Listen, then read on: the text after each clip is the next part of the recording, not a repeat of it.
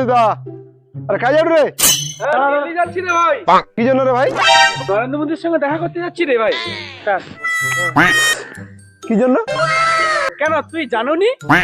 না তো। হ্যাঁ আমি জানি, তুই আমার আগে জানো বিষয়টা। সত্যি করে আমি জানিনি তো। জানুনি?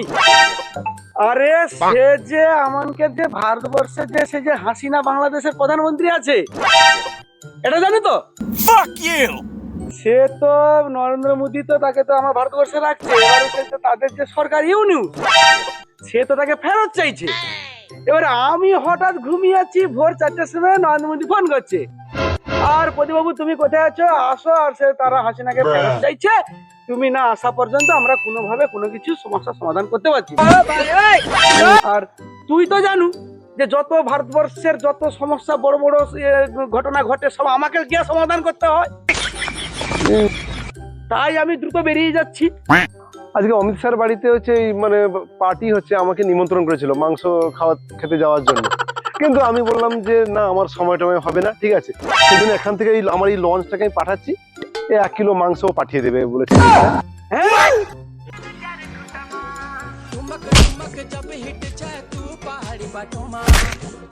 পাচ্ছ কি খুঁজুরু নাকি? হচ্ছে আমার ছাগলটা রে। ছাগল যখন খুঁজছিস তাহলে হাতে ফোন নিয়ে কি করছিস? আরে ছাগলের পদে না জিপিএস লাগানো আছে, আমি হচ্ছে ট্র্যাক করছি, খুঁজেই পাচ্ছি না ছাগলটা। খুঁজতে পারছিস না তাকে? পাচ্ছ তোমার মানে ছাগলটা লাস্ট মানে কখন দেখেছিস? ছাগলটা খুঁজতে পারছিস না? কাল যখন ছাগলটা চাঁদে যাওয়ার জন্য বেরিয়েছিল না, তখন থেকেই তো খুঁজে। আরে ভাই তোর ছাগলটা তো পাওয়া গেছে ওখানে পনেবেশের ওই আধার সেন্টারে। ও পাওয়া গেছে? আরে ওই কখন থেকে খুঁজে বেড়াচ্ছে, আর ও গিয়ে আধার সেন্টারে বসে আছে। আরে ব্যাপারটা হলো যে ছাগলের নামটা ছিল মে, ওর আধার কার্ডে হয়েছে ভ্যাঁ, তার জন্য গেছে। ঠিক আছে পাঁচু, আমি তাহলে এখন চললাম, তুমি তাহলে ওই ছাগলটা পনেবেশের আধার সেন্টার থেকে নিয়ে নিও। হ্যাঁ আরে দাঁড়াও, এত ব্যস্ত কিসের? আমার যে ওই যে ক্যাংরাটা আছে অলিম্পিকে রানে ফার্স্ট হয়েছে, ওর প্রাইজটা আনতে যাবো, শেয়ার নৌকাতে যাবো, ওর জন্য একটু ব্যস্ত আছি, তার জন্য চলবো। তুমি যাচ্ছ কিসে করে যাবে?